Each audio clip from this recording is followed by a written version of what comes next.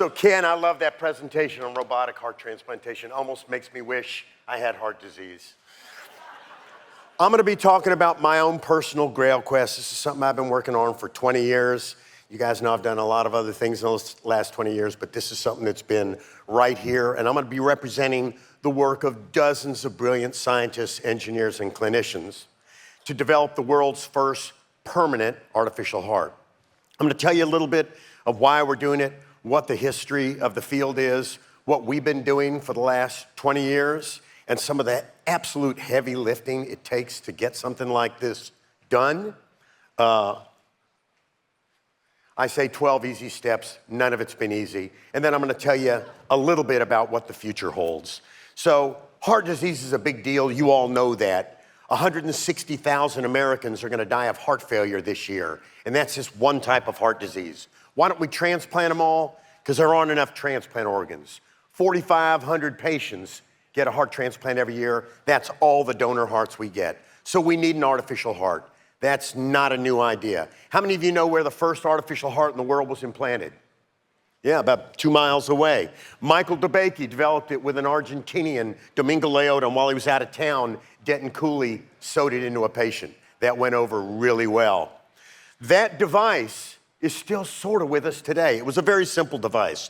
It used compressed air going in and out of bladders. When the bladders would inflate, it would drive blood to the lungs. The other bladder took the red blood returning from the lungs and drove it to the body.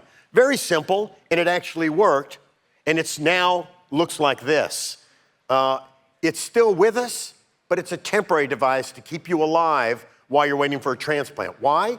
It beats 100 times a minute. 100 times a minute is 144,000 beats every day. It's 52 million beats a year, 1 million a week. No man-made device can do that without breaking. So this is a temporary device while you scramble and try to find a donor heart and do a heart transplant. It doesn't change the number of patients we can save, it just changes who they are. This device has been reinvented several times, billions of dollars have been spent, but none of them could last long enough, so they're all gone. But luckily, in the late 1990s, engineers and scientists came up with this. Don't take the heart out, put a little turbine next to the heart. A lot of people said, you can't have a turbine in the blood. Well, Mother Nature said, yeah, I'm okay with that. This has one moving part, no flexible membranes, no valves. This is the kind of pump that Dick Cheney had. 80,000 patients have been implanted with this, and they last a lot longer because there's no cyclic fatigue. They're smaller, they use less energy, and much more durable.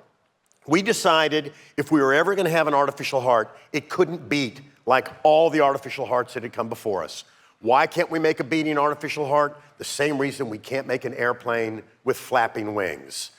Now there are tons of these pumps. We started a series of experiments because in early stages of innovation, it's gotta be cheap, it's gotta be quick. We got little turbines. We went to medical device prototyping headquarters, got drywall tape and bath and tile caulk, and made these little adapters so we could sew those turbines in after we cut the heart out of a cow. This is what the adapters look like. Here's a cow on the heart-lung machine. Not a lot of places can do that. That's one of the amazing things about the Texas Heart Institute. We have the world's best large animal cardiovascular research lab where you can do this type of work. Here is that very cow 7 weeks later walking on a treadmill. His heart only has 2 rapidly spinning turbines. There's the late great Denton Cooley. There's Bud Frazier, without whom none of this work would have been possible. And we were super excited by this and did it over and over and over again. In fact, in a 8-year period, we did it on 68 animals. And we got it so it could really work well. And we thought, maybe it's time we try this in a human patient. Well, we knew if we threw stuff from Home Depot, drywall tape and bath and tile caulk into a patient, we'd go to prison. So we made one with hernia mesh, medical silicone, and cardiovascular patches. We did exactly 2 animals and then waited for the right patient. This was a gravely ill young engineer, 52 years old, which now seems young to me, who had end-stage heart failure from systemic amyloidosis. We took him to the operating room. He'd arrested several times. We cut out his diseased heart and sewed our hernia mesh twin turbine heart in. Here he is, 2 days later, off the breathing machine. You can see how yellow he is. He's in jaundice. His liver's failing. He's on dialysis. But the device supported him for 5 weeks. In fact, the device worked flawlessly. The family asked that we discontinue care when his liver failure got to the point where he couldn't stay awake. We were super excited by this. We gave a TED Talk. We were in tons of newspapers. We wrote an academic paper out of it. But the most important thing was we met this brilliant young man who was living in Brisbane, who had his own idea for a continuous flow artificial heart. He saw that we'd actually done one. He hadn't been able to prototype it yet. He didn't have the funds. He didn't have the resources. He came to the Texas Medical Center, the one place in the world where you could do something like this. This is the device he conceived of. It had a single moving part, a double-sided impeller. Those little tongs sticking up are going to take the venous blood and pump it to the lungs. These flat little triangles on the other side are going to take the bright red blood returning from the lungs and pump it to the body. That one little spinning thing doesn't touch anything ever. It's suspended in a magnetic field by a microprocessor that's adjusting the magnetic field several thousand times a second. No mechanical wear, no flexible components, no valves. We designed this, the first several iterations, in the Texas Heart Institute basement. Here's the team he was able to bring here with philanthropic money we were able to raise in Houston, another amazing resource Houston has. We leveraged 3D printing so we could iterate on a daily basis and then tested every component, every left-sided impeller, every right-sided impeller, made plastic versions of the device so we could check that it didn't hurt the blood. Here's a cow walking on a treadmill 60 days after us cutting out its heart and replacing it with that device. Now, the FDA has told us meet with us early and often. We did design freeze. We could make the pump. We knew they were going to want to see durability, so once we had a frozen design, we put them in saline. These pumps have been pumping for over 3 years continuously. 2 of the devices we made before we had design freeze have been pumping for 6 years. We went to the FDA several times. They were very, very easy to work with. They realized how much the world needs this. They said, let's see 5 animals in a row for 30 days. Here are those 5 animals. There were some things they didn't like. We went back and forth and went back to the 40 animals we did before these 5. Finally got the nod to start a clinical study in the United States, an early feasibility study.